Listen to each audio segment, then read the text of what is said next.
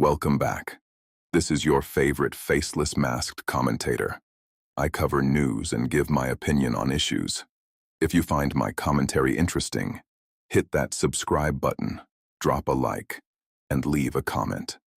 Today, we're diving into President Donald Trump's latest executive order signed aimed at tightening up rules around mail-in ballots and boosting citizenship checks for federal elections. This move comes at a time when a bigger piece of legislation, the Save America Act, is stuck in the Senate.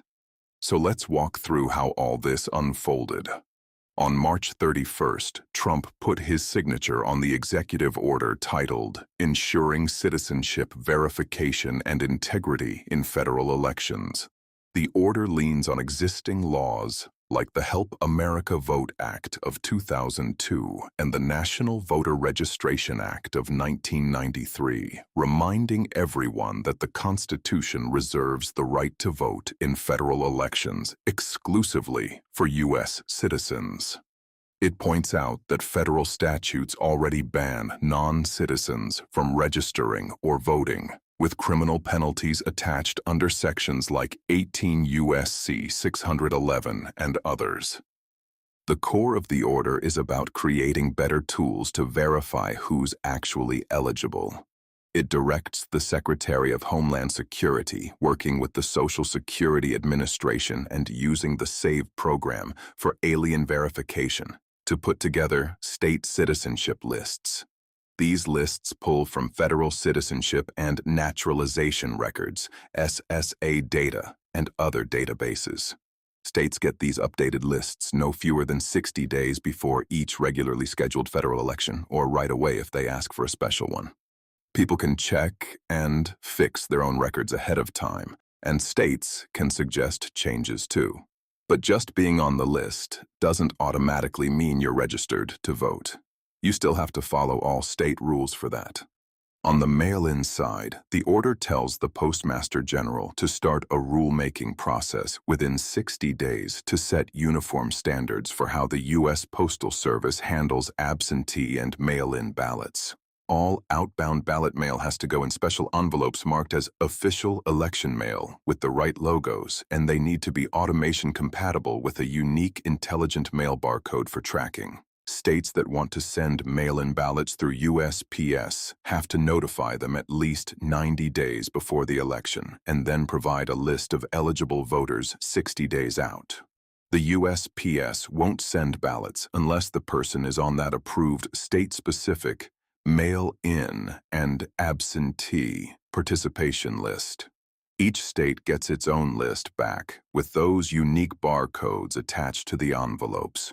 One envelope per vote. The goal is to make sure only eligible citizens get ballots in the mail. The Attorney General is supposed to prioritize investigations and prosecutions for anyone, election officials, printers, shippers, who sends ballots to people who aren't eligible, citing a bunch of federal statutes. Commerce Secretary Howard Lutnick stood there explaining that states will have to use these barcodes from USPS on every envelope if they want to use the mail.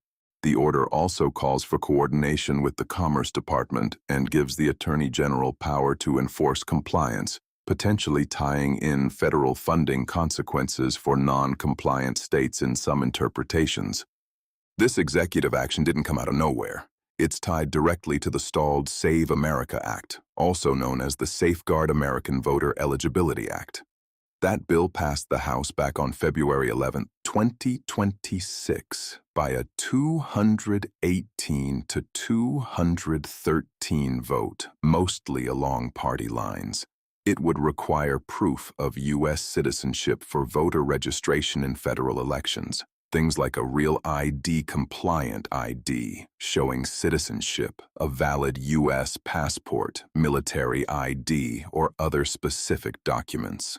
It also mandates valid photo ID at the polls nationwide, something a Pew poll from last year showed 83% of American support, including 71% of Democrats and 95% of Republicans. The bill adds penalties for election officials who register people without the proper proof. requires removing undocumented immigrants from voter rolls, and allows lawsuits against officials who don't follow through. It sets up processes for handling name changes, like for married women, where extra documents can be submitted. But in the Senate, with a 53-47 Republican majority, it's going nowhere fast. Democrats have called it dead on arrival and are ready to filibuster, needing 60 votes to overcome that. Senate Majority Leader John Thune hasn't pushed to change the filibuster rules or force a talking filibuster, even though some Republicans want that. Debate is currently paused for the spring recess and might pick up April 13th. Critics of both the order and the bill argue it's unnecessary because non-citizen voting is already illegal and exceedingly rare, with risks of prosecution and deportation. They say mail-in voting is secure and reliable, backed by election officials from both parties, and that this is really about voter suppression that could hit people of color, low-income folks, and married or divorced women who might not have easy access to citizenship documents right away. Estimates suggest around 21 million Americans lack readily available proof of citizenship docs, and 2.6 million don't have government-issued photo ID. Opponents like House Minority Leader Hakeem Jeffries called the order an unlawful power grab, and election law experts predict courts will block it quickly. They point out Trump himself has voted by mail recently, including in a Florida special election, defending it because he's president. My thoughts on all this is deeply rooted in common sense. Why in the ever-loving hell would we let literally anyone vote? Anyone means murderers, sex offenders, foreign-lobbied spies, fraudsters, tax evaders, and any and all in between. We'll let these guys vote over the people actively working to provide, serve, and develop in our country. Voting isn't an equal right or a human right. If you're a piece of shit or not contributing, you shouldn't be voting. Period. This is why over 80% of all Americans support the Save America Act. And yet, Senate Leader John Thune, Republican by the way, is working with the Democrats to block it in the Senate, the last guardrail before reaching the president's desk. It's understandable why Donald Trump is making this executive order. Our Senate is retarded. Far as the arguments against the Save America Act or voter laws in general, they're all bullshit. Notice how the arguments aren't consistent across the aisle.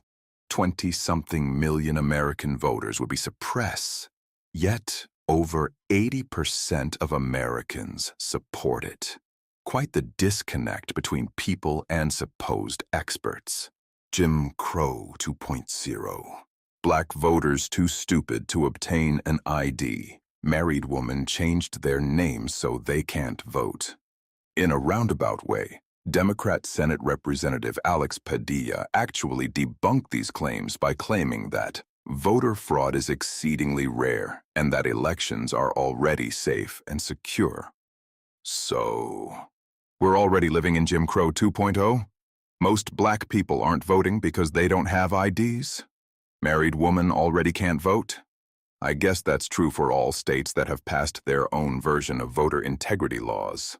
Secondly, let's assume that the Democrats are right and that this will disenfranchise certain voter blocs. The Save America Act would demand proof of citizenship which can be obtained very easily if, and only if, you're an American citizen. At worst, people would have to put up with long lines at the DMV if they want certain documentation. It's not hard to obtain a passport or get your marriage license adjusted. Average cost on is less than $250, and that's on the unlikely unusual high end. My point here is time. At worst, a few people miss the midterms because they couldn't get their documents in time. If they're doing their due diligence, they'll have their documentations ready by the next presidential election. The short-term pain just doesn't outweigh the long-term benefits. Lastly, I want to go back to Alex Padilla's comment about there being no fraud. If there's nothing to hide, there's nothing to fear. Imagine your mom comes home asking if you've cleaned your room. You claim you did, but she asks to check. Then you do everything you can to stop your mom from going into your room, even threatening to run away from home if she checks. Pretty stupid, right? In my eyes, Trump doesn't even have to prove the rigged 2020 election anymore. Just watch the liberals' reaction when putting commonplace politics into place, and it'll make you question why they're fighting so hard against it. That's my take on where things stand right now with this executive order and the Save America Act fight. What do you guys think? Is this the right way to protect elections, or does it go too far? Drop your thoughts in the comments below. If you're new here, make sure to subscribe and hit the notification bell so you don't miss the next one. Thanks for watching, stay informed, and I'll catch you in the next video. Take care.